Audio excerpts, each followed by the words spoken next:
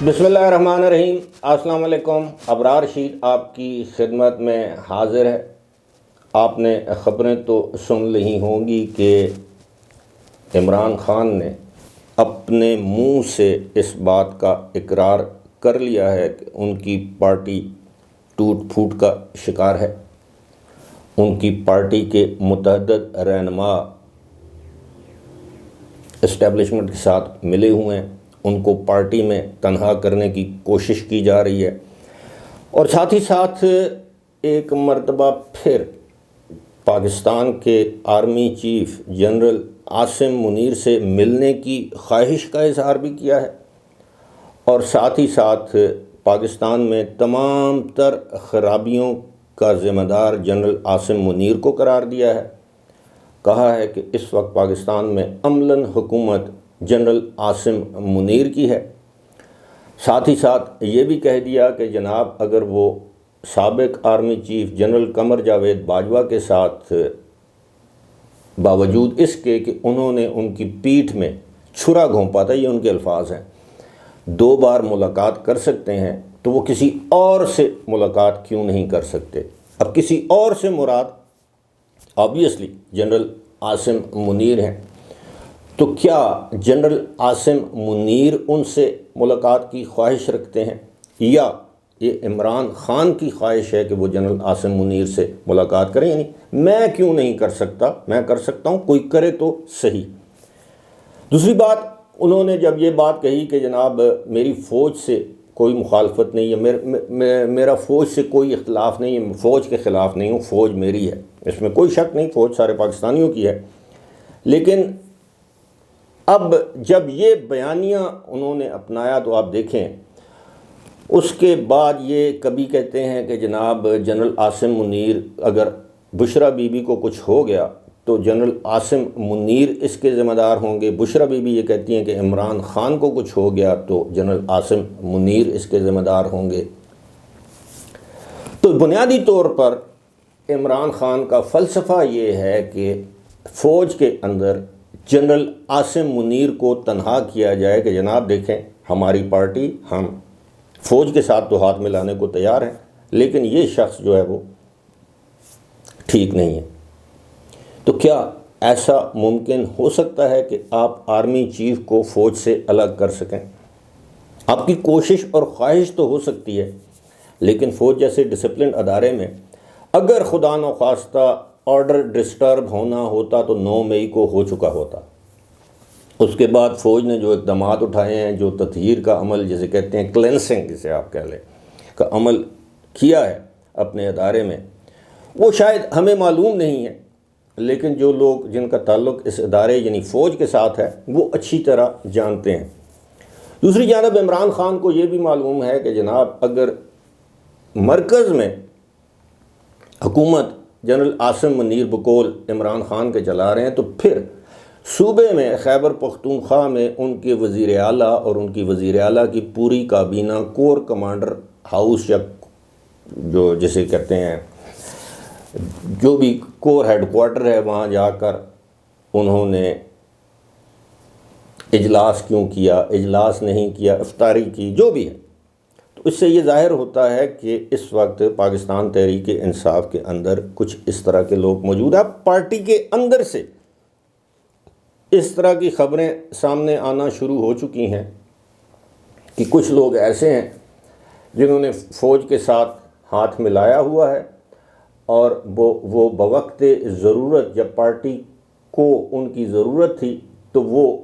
روپوش ہو گئے تھے۔ اب ظاہر ہے ان میں نام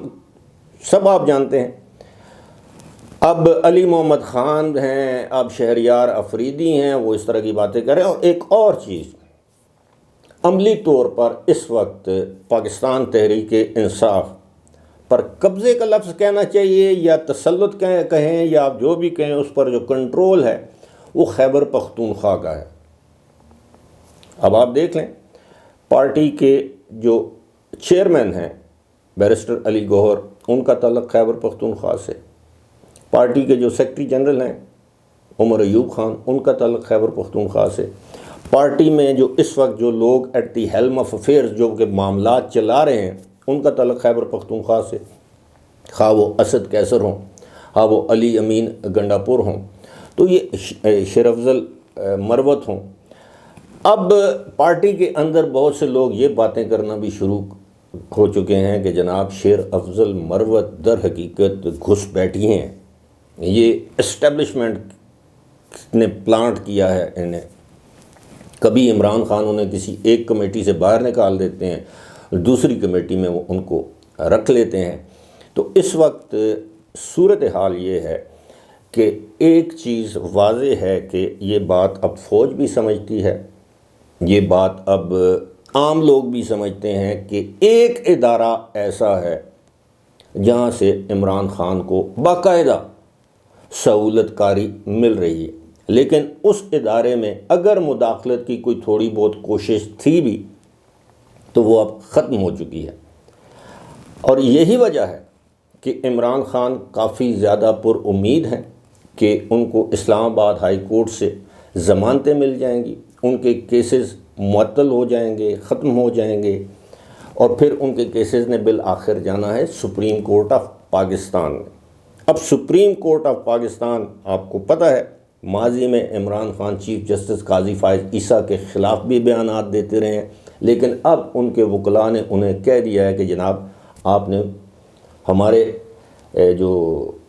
عدلیہ کے سینئر ججز ہیں ان کے خلاف آپ نے بیان بازی نہیں کرنی، تاکہ آپ کو وہاں سے بھی ریلیف مل سکے۔ جو سب سے امپورٹنٹ بات کی ہے عمران خان نے اپنی اس گفتگو میں میرے نزدیک وہ یہ ہے کہ وہ کہتے ہیں کہ دیکھیں بشرا بی بی کو اس لیے سزا دی گئی ہے کہ مجھے توڑا جائے،